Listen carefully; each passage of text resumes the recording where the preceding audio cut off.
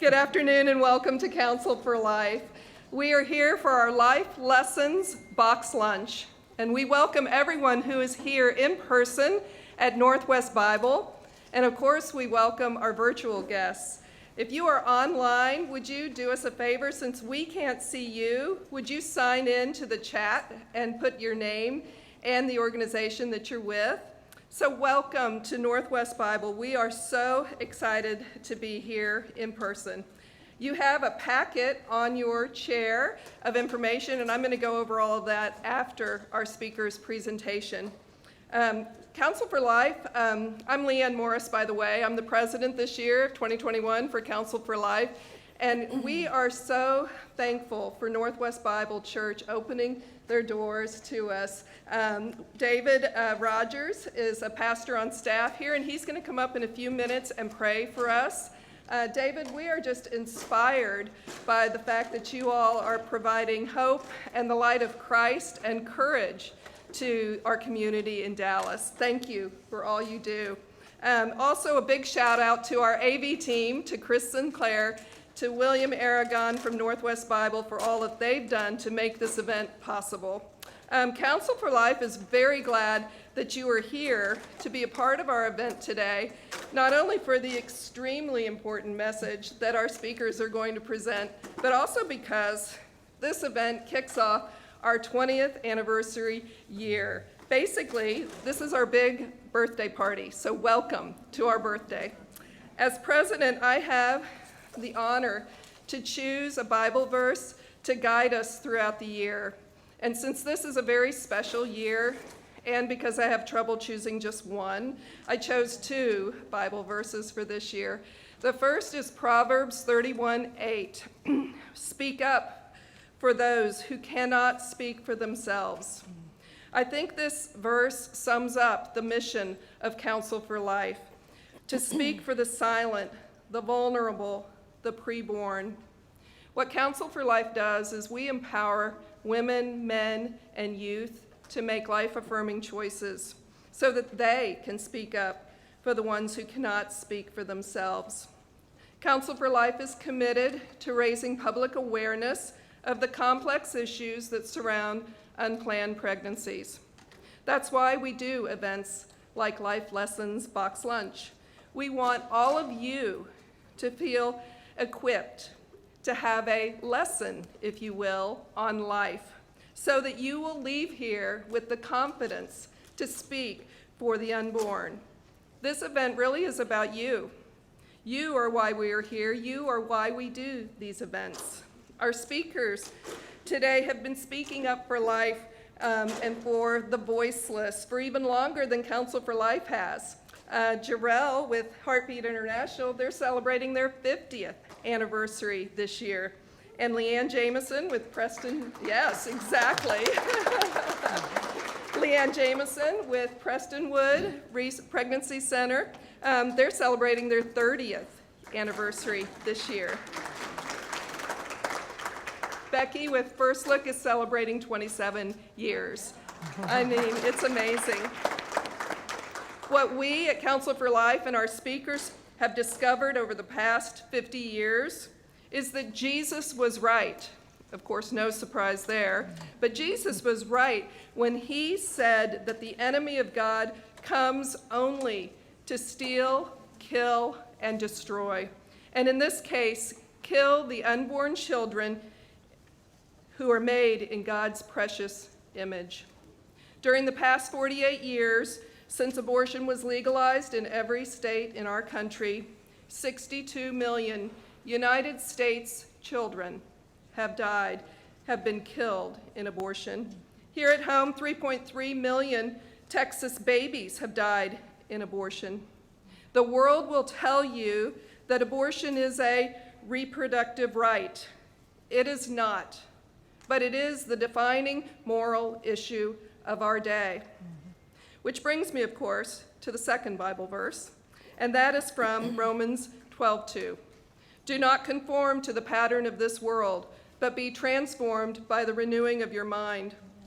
Our prayer today is that through the Christ-centered messages of our speakers, JOR-EL, Leanne, and Becky, Each of you will think differently about reproductive rights. And as a result, you will speak up for those who cannot speak for themselves. And we want you to desire to do passionately what we at CFL do, and that is extend the love of Christ to the women and men who grieve their abortions, who share God, and go ahead and share God's redeeming love and his rescuing love with them. Will you join CFL in making abortion unthinkable? To do that, we need much prayer, and that's why David Rogers is here. Thank you, David, for coming up.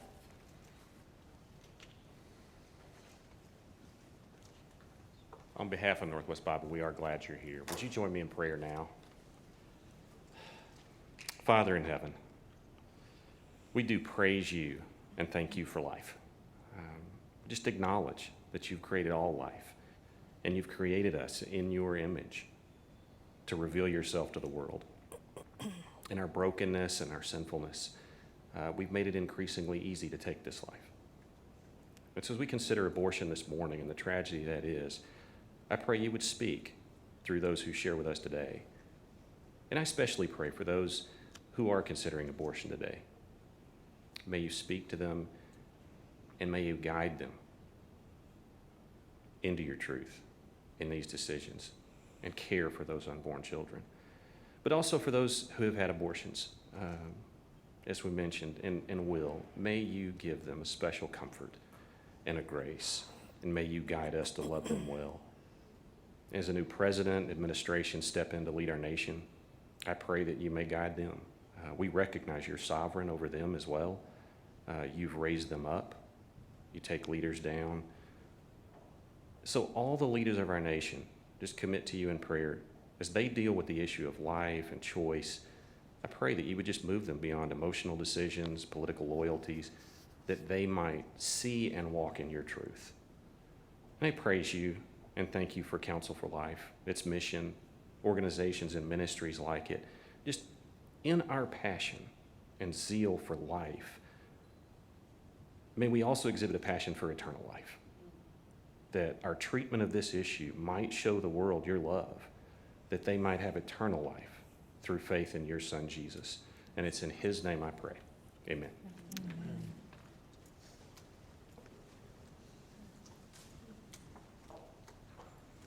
And now I'm delighted to introduce to you Betsy Willis. She is the chair of this event. What an amazing job she has done to put on this Life Lessons box lunch. If you'll join me in clapping for Betsy, and then she will introduce our speakers.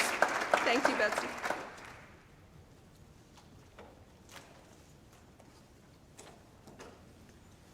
Good afternoon. Leanne, you gave me far too much credit. I could not have done this without the amazing staff at Counsel for Life.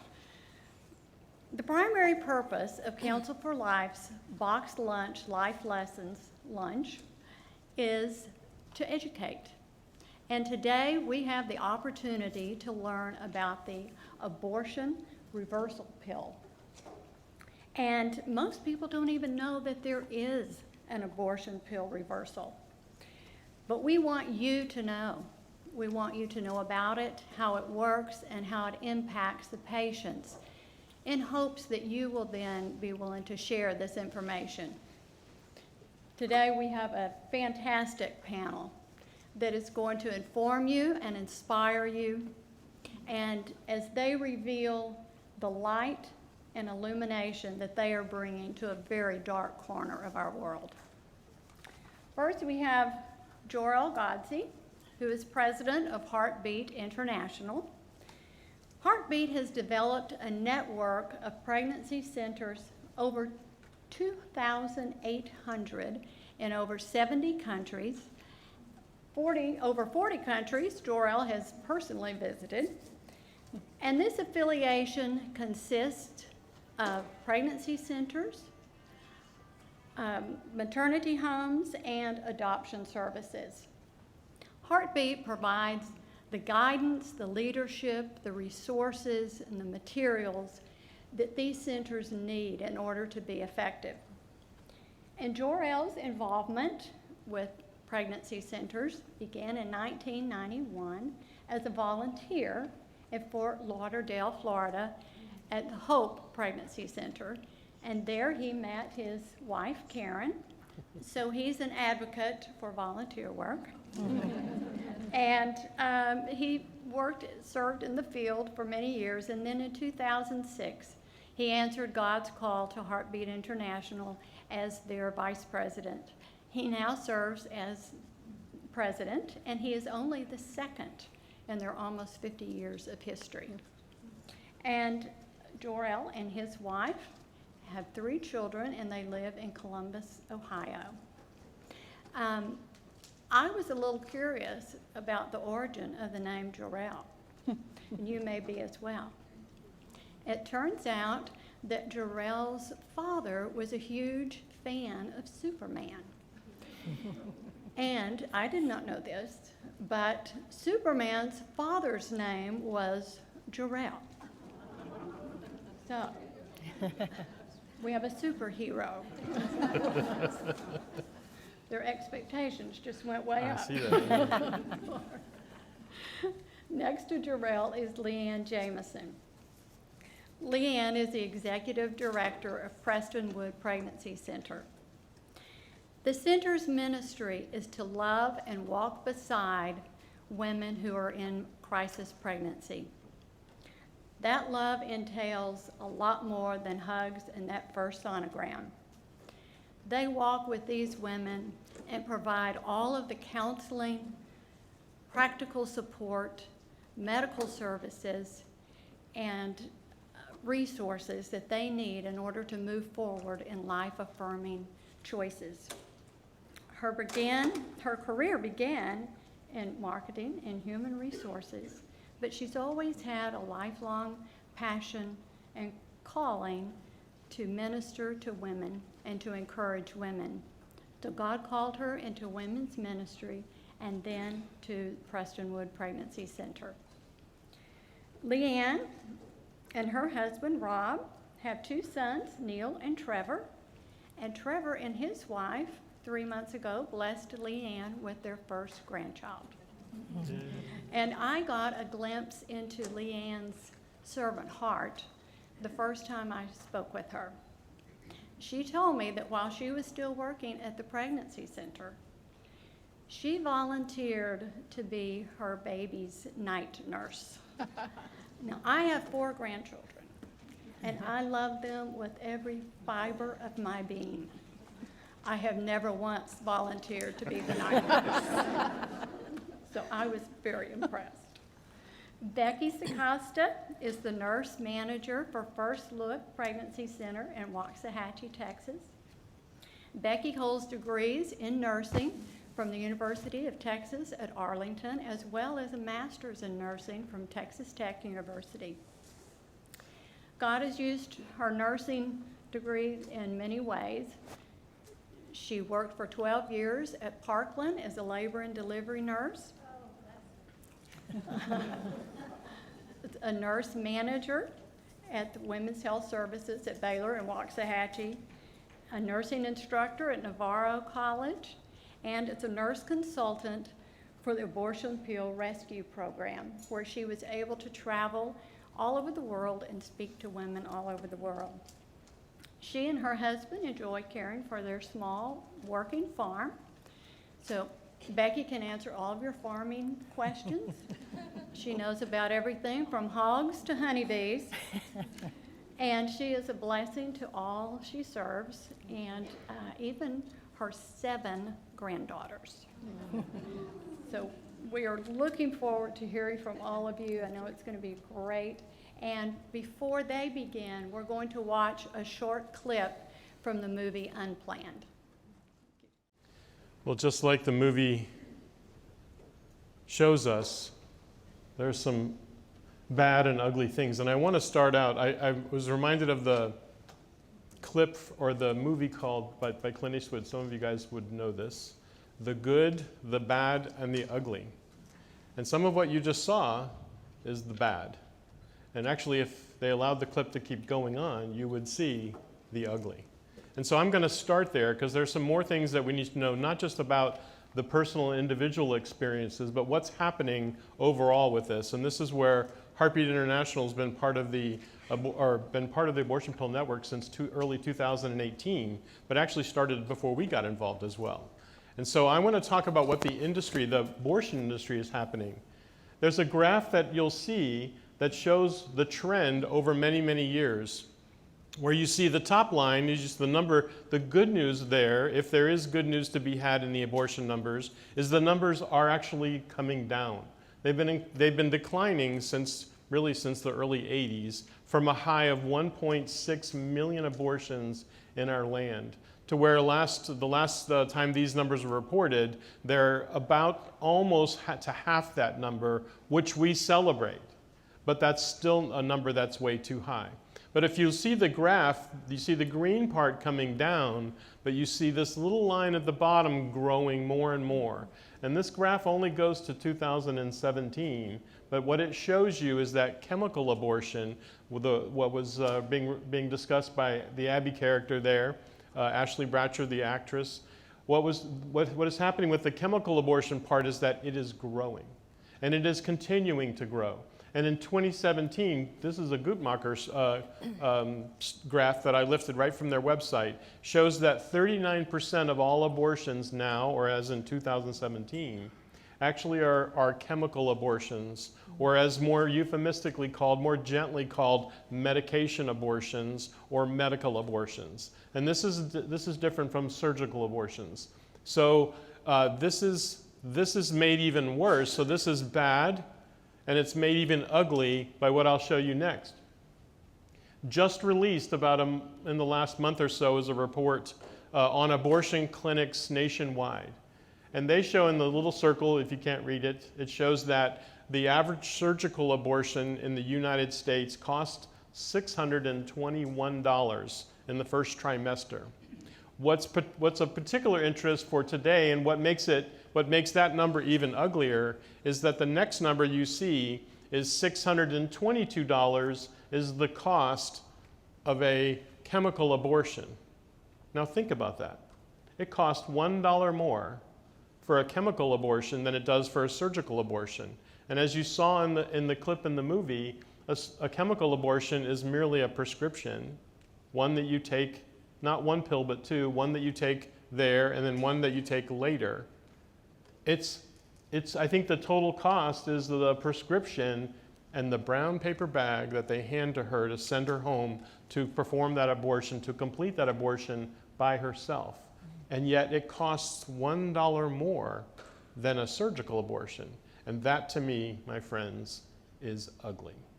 Because that shows that this is far more about profit margin and profiteering than it is anything to do with women's health care. But that's one of the realities that we understand. By the way, in Texas, I understand that the numbers are about the equivalent to the national numbers that we see in Texas. It's about 39.4% according to some information I found from the Texas Department of Health and Human Services.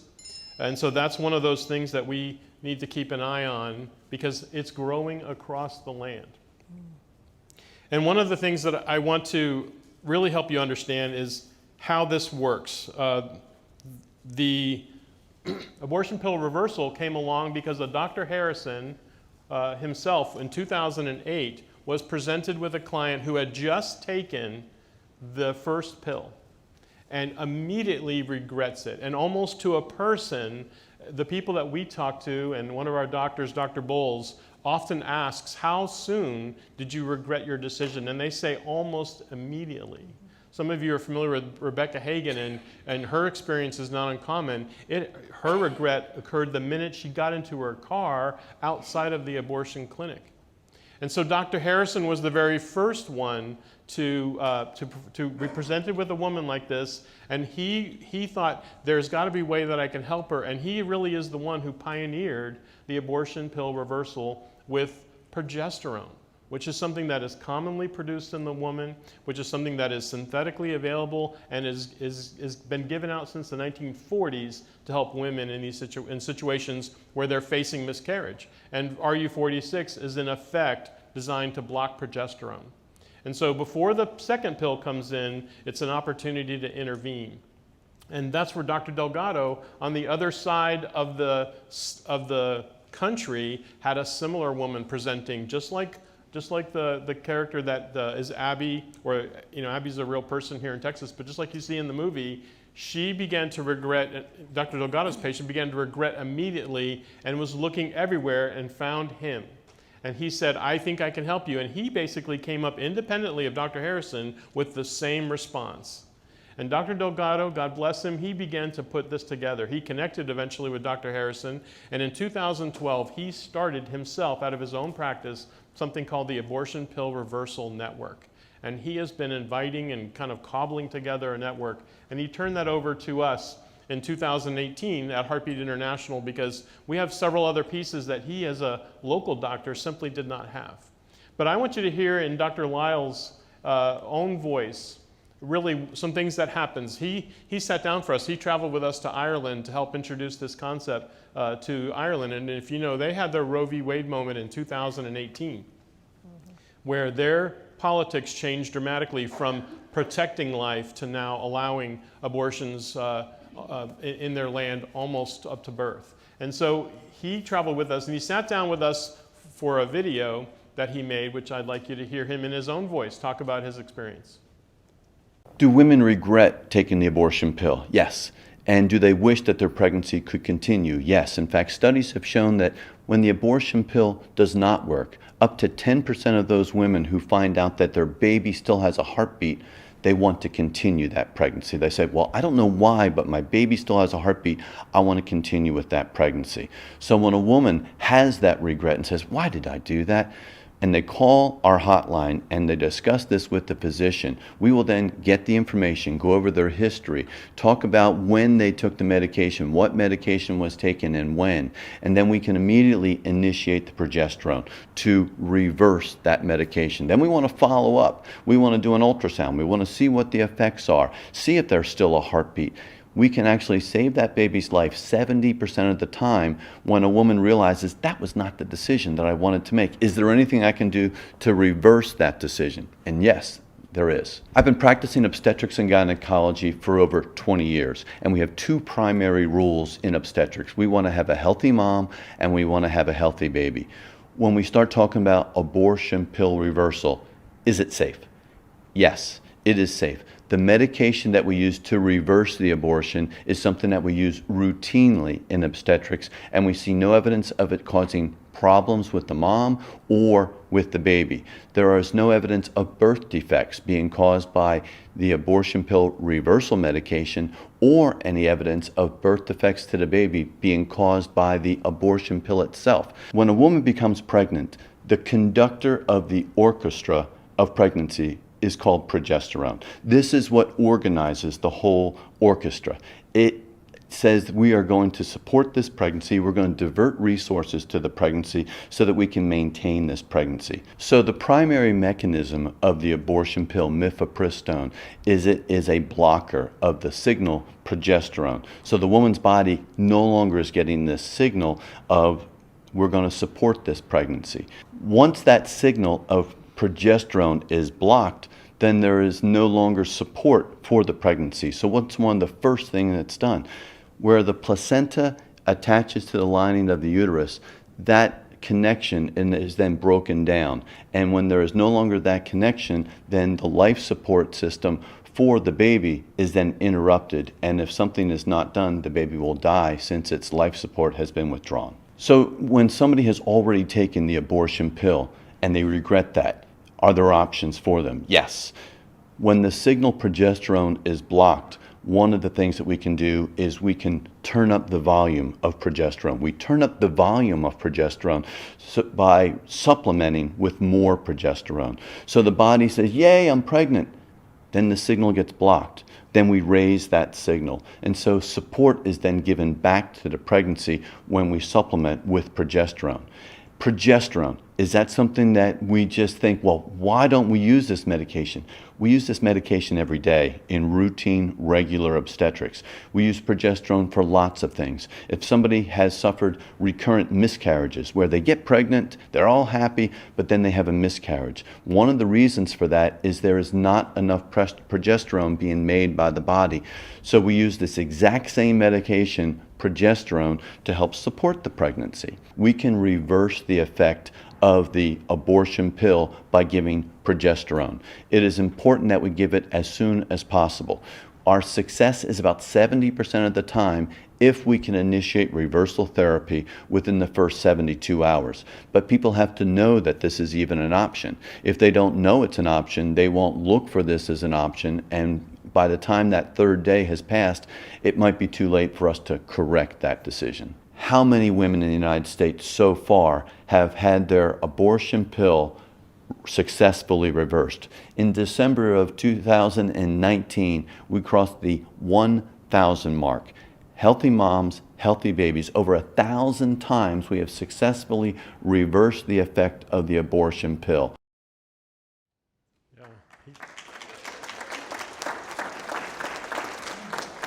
I have even better news, because he was talking about as of 2019 December. Actually, as of 2020 in December, we have, and I have a picture, we have 2,000 babies that we now count. And so we've doubled the numbers. Thanks to courageous doctors like Dr. Lyle, Dr. Bowles, Dr. Delgado, certainly Dr. Harrison, and so many others. We now have 1,000 providers, both doctors that are in private practices, also doctors who are serving in medical pregnancy centers all over, and medical pregnancy centers themselves. We try to connect that together. And one of the ways we do that is our own option line answers the APRN number. And there's an 800 number, and we can connect them. And an option line, if you don't know about option line, it answers probably about 400,000 contacts every single year from across the spectrum, and is designed to connect women who are looking for help into their local pregnancy center.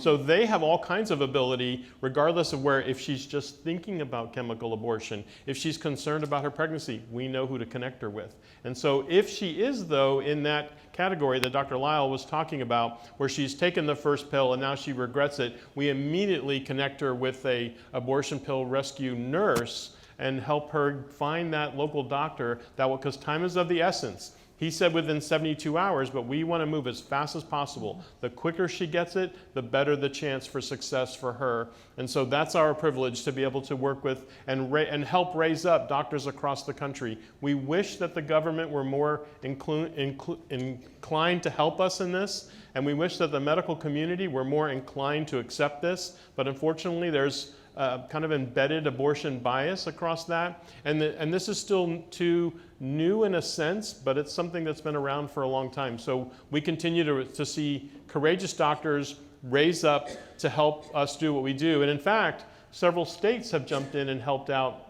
And we have more and more states that are seeing this. There are 10 states right now, 8 of which where the informed consent, that they require the abortion provider, the abortionist, to explain, at least to inform her, that, by the way, there is something that you might access that could help you if you change your mind.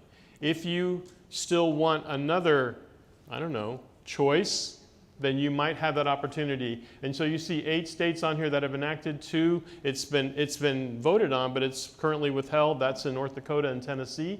And so we need to see more and more states, particularly the pro-life states, step in and say, yes, you can, so that we can inform women that there still is more opportunity. So that's the good news, that God is continuing to raise up life champions. Of course, the pregnancy centers are all about this. And they've been all about this for many, many years. As Hearbeat, we're celebrating, as we said, 50 years. The first pregnancy center ever existed is now 52 years old. And so we're excited for that to happen. One of the unique things that is about this, and I'm about to turn it over to my friend and colleague to give you really a great insight on what this looks like locally. But one of the powers of abortion pill rescue is it is a little bit different than the typical pregnancy center intervention, who is trying to bring her more information before she makes that abortion decision, and hopefully that she will never make that abortion decision. But abortion pill reversal and abortion pill rescue is able to help women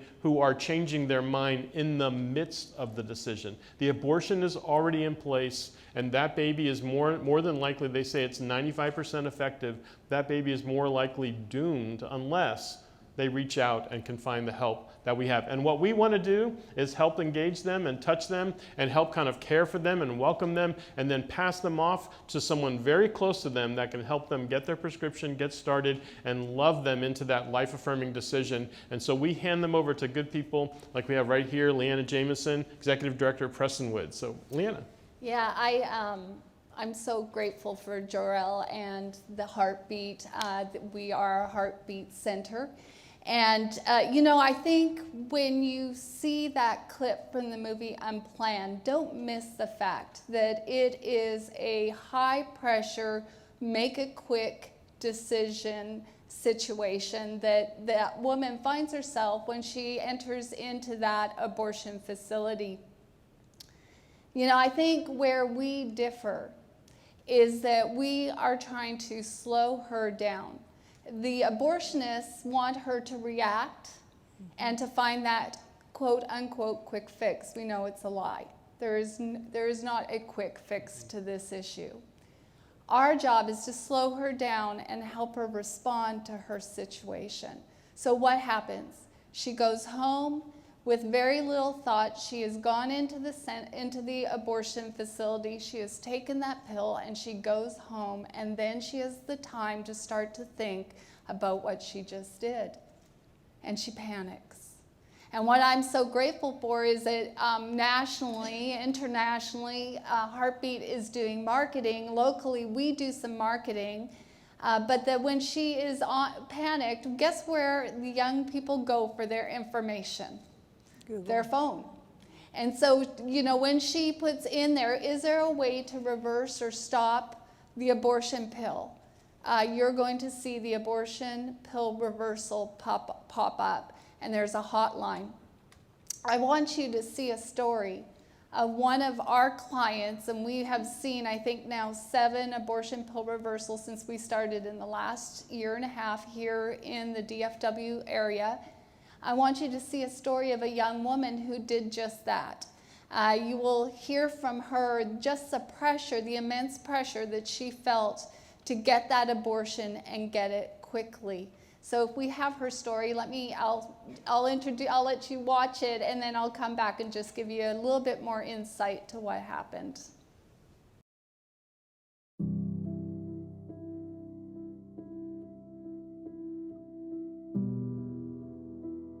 I found out I was pregnant. I took the abortion pill because everyone around me was telling me that I was in college, I couldn't do it, I'm young, I need to focus on school. They bribed me to try and do the abortion, but after taking that first pill, I just I can't do that, I can't do this.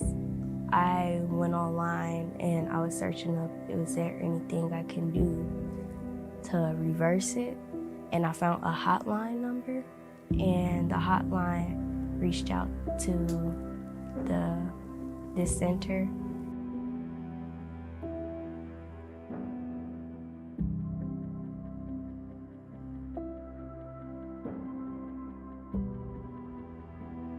I called late at night. It was probably 11 p.m. And between 11 p.m. and 8 a.m., I was already at this location.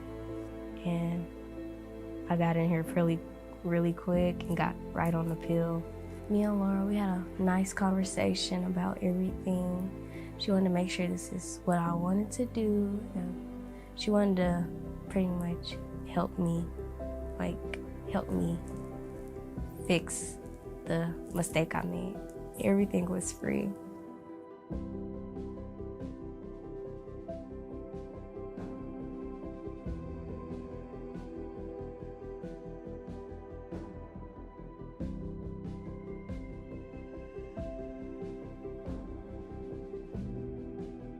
I was very anxious because I didn't have any more of the pills and I did not want nothing to go wrong. But Laura, she told me that she was able to bring it to me, and she actually looked into me. She asked me to visit with her. I went and visited with her. She tried to help me find a primary doctor because I couldn't get insurance for some reason, or I was just paying out of pocket for doctor's appointments or coming here. And she helped me find one that was affordable at the time, and then after a while, I came back here and they helped me get insurance. I feel really good because one of the reasons why they told me to do it was because they felt like I would have dropped out of school. They felt like I wouldn't be able to handle it. And as I can say, I'm still in school and I handle it every day. Laura, she calls and checks up on me at least maybe 2 times a month. She's always right there thinking about me and Kylie.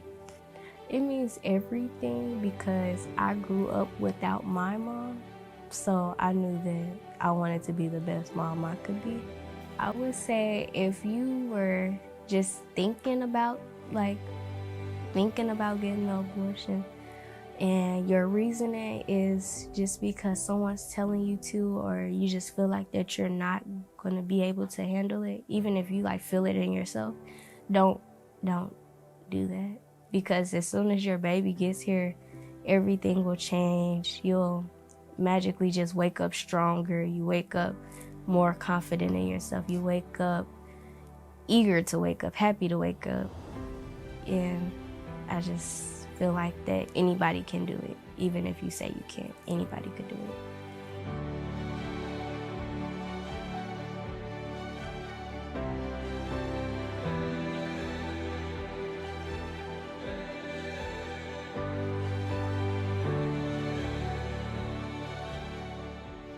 Thank you for investing in me and Kylie's future, because without you guys, Kylie would not be able to be here.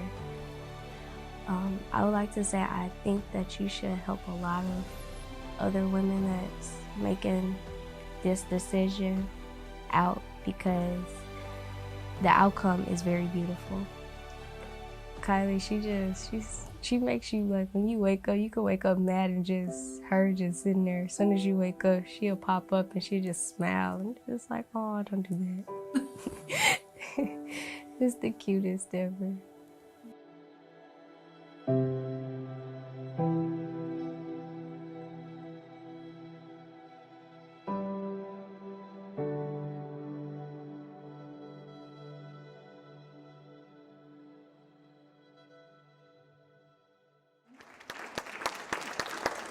I'm so grateful she was brave to share her story, but brave to stand up against opposition. You see her family came around, and Laura is sitting in the back there that drove across the city on a Saturday night to make sure she got her medication.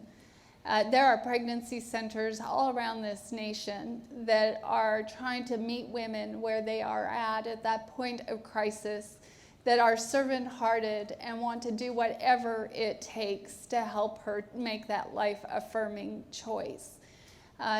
It is a lie from the pit of hell that the easiest way out is to just take a pill.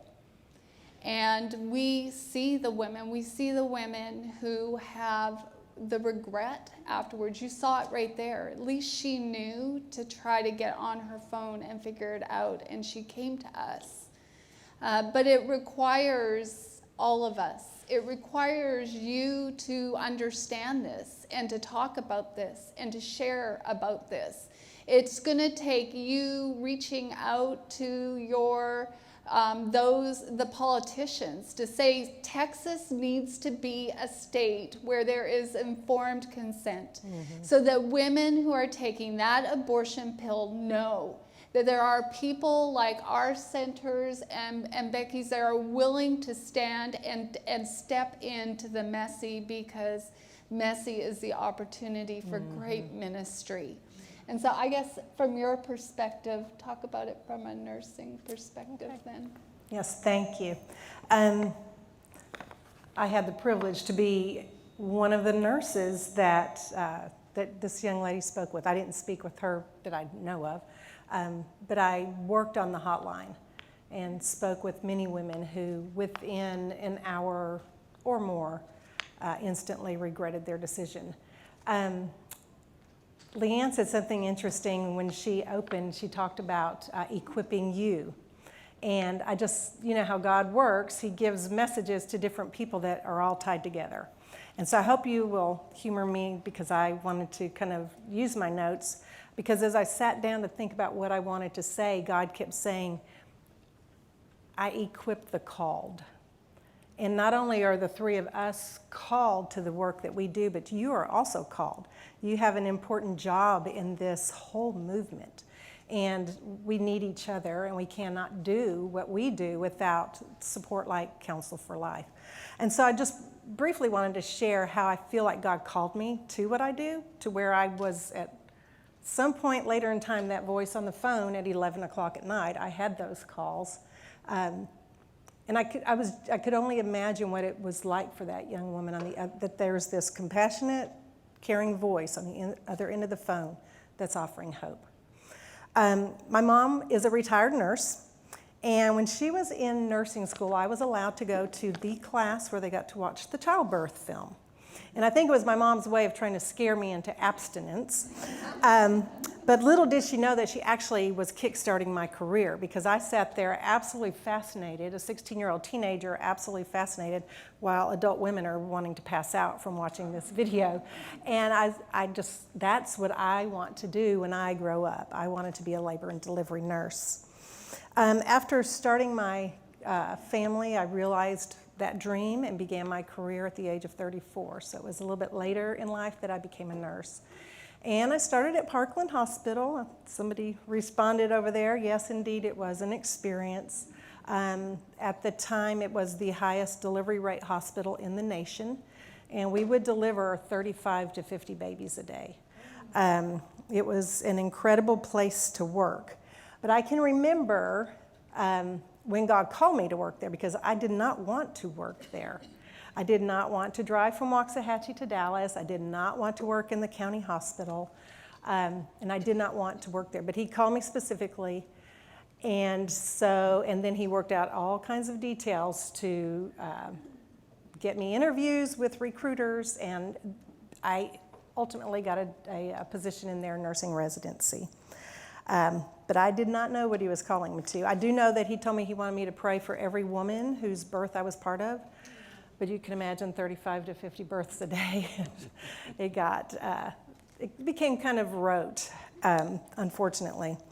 I worked there for 12 years as a staff nurse, and then became a nurse manager over the surgical department in the obstetrical area. And it was during my time at Parkland that I began to explore my beliefs on what being pro-life meant. And it was interesting because we were talking last night, I was 13 when Roe v. Wade passed. And so abortion didn't really mean anything to me. I didn't really have an opinion on it because I was a teenager, and it was this kind of nebulous thing over there that I did not really know anything about. But because of different patient situations that I encountered at Parkland, and my role as the nurse in their care, I really had to do some self-evaluation. Then I left Parkland and went to Baylor, Waxahachie, and got more experience as a nurse manager. And once again, as I kind of reflected back on that, that was equipping the called, because I didn't know he was calling me to pro-life ministry. And as I continued my education, one of the really cool stories that came out of it was when I did my bachelor's. I had a community health class that required me to do an assessment of a community agency, and being a women's health nurse, I had just heard about this pregnancy center, so I chose them. And I realized that at that time, they were early in their infancy, that they could be so much more as a resource center. Their work was to guide women away from abortion, but the word resource just kept ringing in my head. There's so much more that we could offer. And so one of the things that I did there as part of my assignment was I wrote a mock grant to bring medical services to that center. Then fast forward to when I finished my master's, I had a community health class. I had an assignment to do an administrative assessment of a community agency, and I chose this center again, which is, it was Women's Resource Center, now is Firstlook. And in the course of my conversation with the CEO, she told me that one of their dreams was to bring medical services to the clinic. Then I began teaching, and at some point, it was about 2 years into my teaching career, she called me and said, hey, we are ready to add medical services. Do you know anyone who might be interested to come on board as our nurse manager? And I said, if I think of anybody, I'll let you know. And 2 weeks went by, and God convicted me that that was something that he wanted me to step into. But we were talking last night. I had no idea what I was stepping into because I did not realize the forces that come against pro-life work. And so I took the job, and that's where the equipping of the call came into play. I knew how to set up a medical office because of all of my experience as a nurse manager. I understood policy and procedure and all of that. And you know, when I reflect back on that, I just find it so interesting how God manipulated everything into place so that happened. And even the mock grant. My CEO came in my office one day several years ago just laughing and dropped this folder on my desk, and it was the mock grant that I had written in 2001. And it step for step matched exactly what we had done in bringing medical services. I had forgotten about it. So we brought medical services. The medical services that we offer are, of course, pregnancy testing and ultrasound, STI testing and treatment. We do domestic violence screening and abortion pill reversal. And then we also offer sexual risk avoidance education. I think Lori here can appreciate the fact that we really talk with our patients about avoiding risk. Well, also sitting kind of on the horizon for me was this new thing called abortion pill reversal that I didn't quite understand because it was fairly new right after we added medical services. And so as we learned more about it and how we could at least guide our patients to the hotline, I really felt compelled after a certain point in time to apply to be a nurse consultant on the hotline. And spent, I think it was close to 2 years in that role, still working at Firstlook also. I took one 16-hour shift a month. And I didn't actually travel around the world speaking to women. I spoke to women from around the world through the hotline. Women all over the US and then in probably 4 or 5 different countries. And that was an invaluable experience because it really helps me to see from the backside exactly what happens in order to bring it from the front side into our clinic and how those two things could match up. So with all that being said, you know, God equipped me for all of this, and about a year ago we added the abortion pill reversal process to our clinic as well. So we are a point of first contact on the hotline. If we have a woman in our area, they can call us. Well, they call me directly. They have my cell phone number, and I put everything into place for them to be treated, see their doctor, and have their ultrasound. Thank you all so much. I think you are all superheroes. You just do amazing work. As I sat there, I kept thinking about the verse in Matthew where Jesus told Peter, the gates of hell will not prevail against his truth. And just thank you all for what you're doing to help those gates to crumble. I appreciate it. Now we want to open it up for a few questions. We have a few minutes left, so if anyone has a question for the panel, we would love for you to do so. And there's a microphone in the center of the room if you'll step to the microphone. Okay. I actually found the slide very visually appealing and noting that Texas was not one of the states that had passed legislation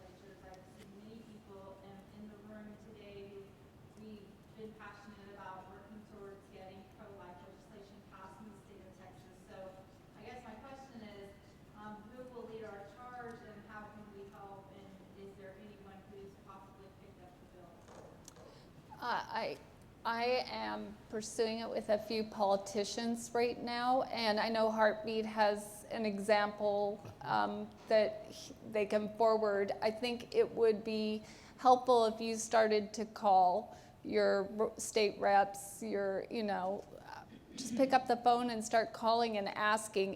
You're going to see more and more about the abortion pill, I think, in the news. Would you not agree? Yes, of course. Mm-hmm. Go ahead. Hi, I thought that was just amazing, all of your perspectives on this topic. This was alluded to a little bit in the video, but we'll just ask this question to get a little bit more insight. What happens when the abortion pill reversal doesn't work? So, I asked that question early on when we were originally learning more about it ourselves. And one of the nurses on the hotline at that time, she was a younger woman, had been a nurse only for a few years, but she herself had experienced chemical abortion. And so I was having, and we were talking actually about the success rate, which is great, nearly 70%, which means that there's a non-success rate.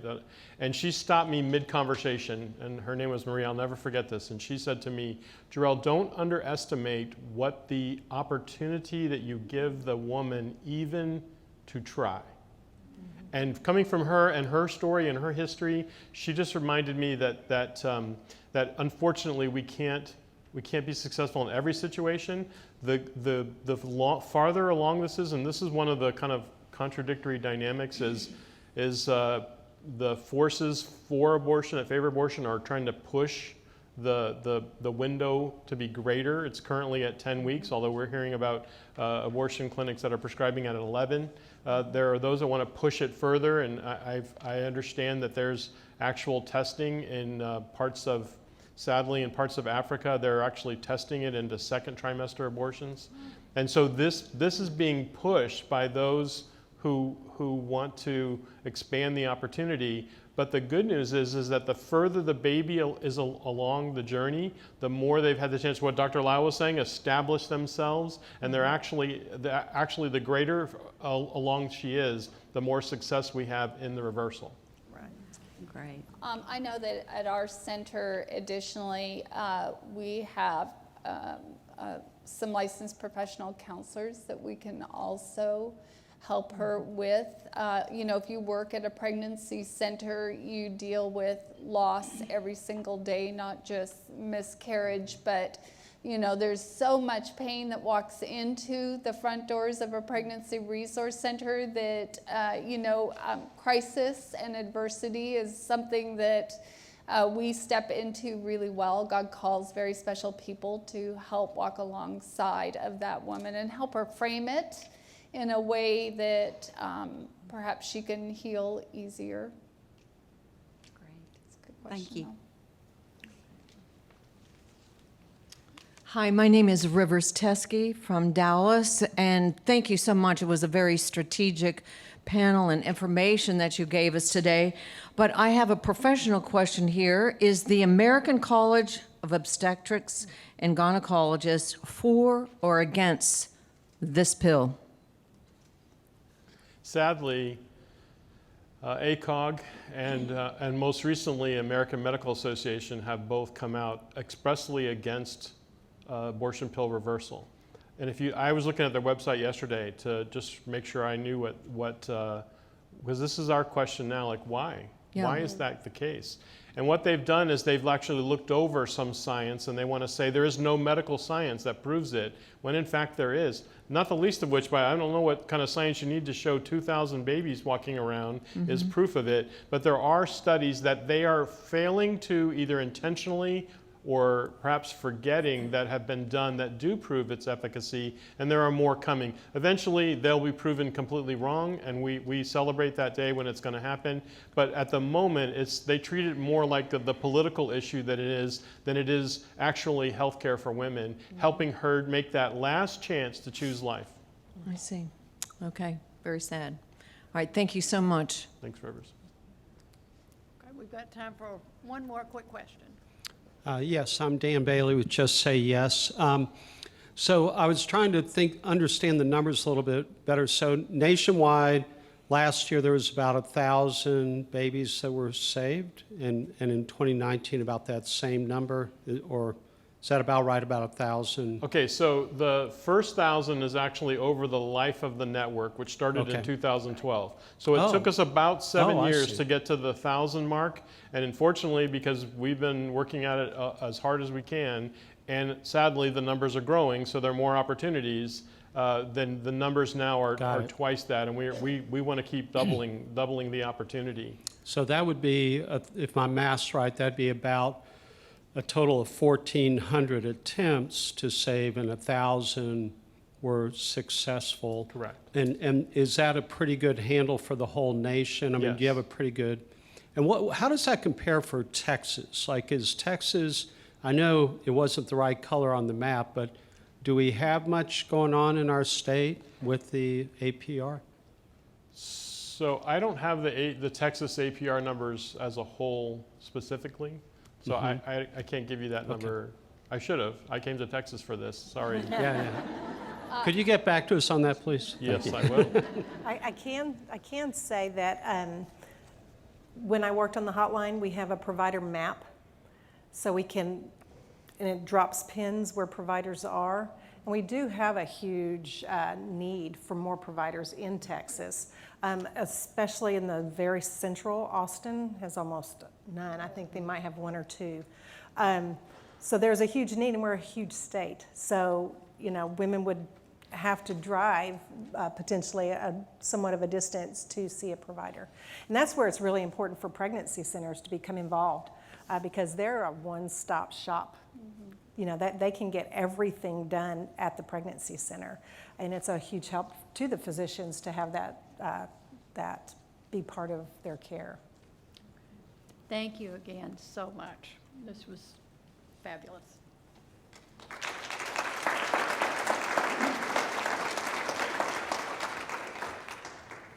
JOR-EL, Leanne, Becky, it was, as Betsy said, fabulous, informative, powerful, perhaps transformative of our thinking on abortion and reproductive rights and women in crisis pregnancies. We have some housekeeping to do for Counsel for Life. You all had your packets on your chairs, and we want you to look at the packet, but we also want you to think about, did this presentation today make you feel more equipped to speak for the voiceless?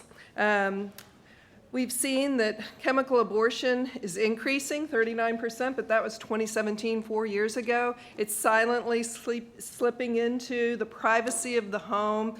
We talked last night that there is probably quite a bit of chemical abortion happening kind of off the books through providers that are not medical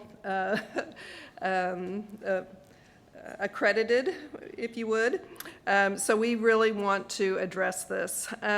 We are so grateful for the work of the Abortion Pill Reversal Network.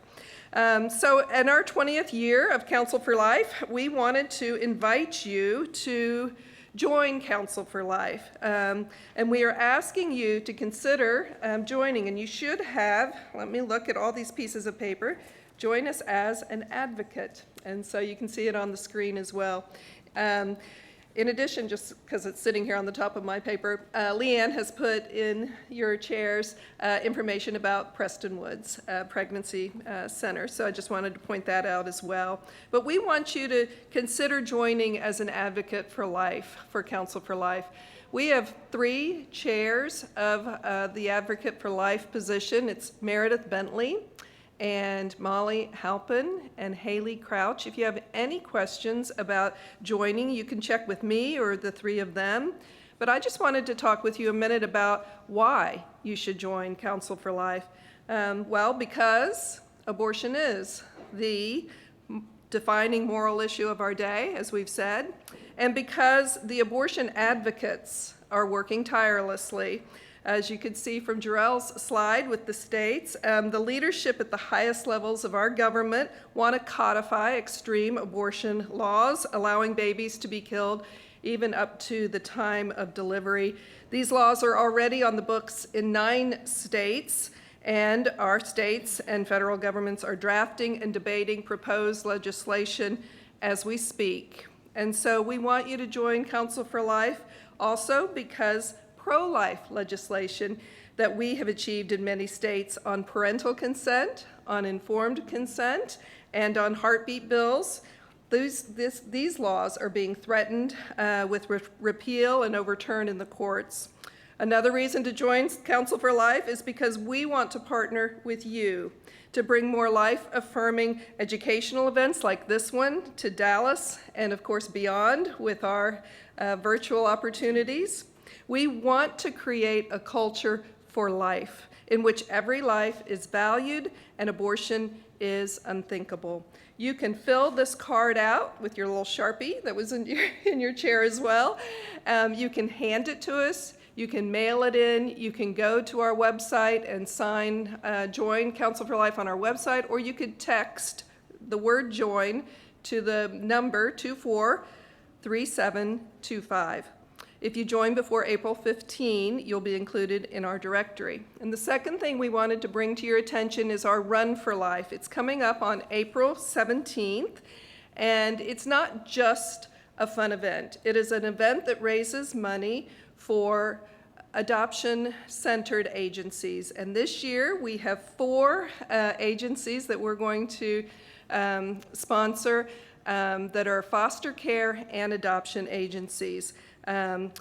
We know that the abortion advocates often challenge pro-life organizations and individuals with an argument that you don't care about babies after they're born, and that's just not true.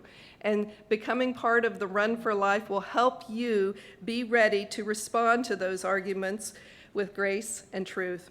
The forever homes and the stories about the forever homes from these agencies will so delight your heart. The run, as I said, is April 17th at the Continental Bridge and Trinity Groves. It's a walk, it's a run, it's for children, families, babies, strollers, friends, pets. So we look forward to seeing you out there. Also, we'll kick it off on April 14th. With a kickoff party also in Trinity Groves. And so you will hear more about those activities, but we wanted to let you know we have a special honorary chair for our Run for Life. It is the Kathy and Tony Sisk family. We are so delighted. Kathy was our president for Council for Life for 2 years, and She and Tony and her daughters love life and love adoption. So we are so thankful for Kathy and her family. If you have any questions about the Run for Life, we have 2 chairs, Michelle Dodds and Emily Vander Stratton, or you can check with me as well. And then the final thing that you have in your little packet of materials is the On the Books. We want to do all of our events this year. Some of them don't have dates yet. We'll do the Run for Life, that has a date. We will do a men's breakfast at some point, date to be determined. We will do this year a golf tournament, May 18th at Merido Golf Club. We will do a baby essentials drive in May, and we will do the trout lecture in October. And we will celebrate 20 years of Council for Life in November, a luncheon or a dinner, yet to be determined. But we hope you'll put all of these events on your calendar. We thank you so much for coming today. We look forward to seeing you soon at these events, and we look forward to hearing you speaking up for those who cannot speak for themselves. Thank you again.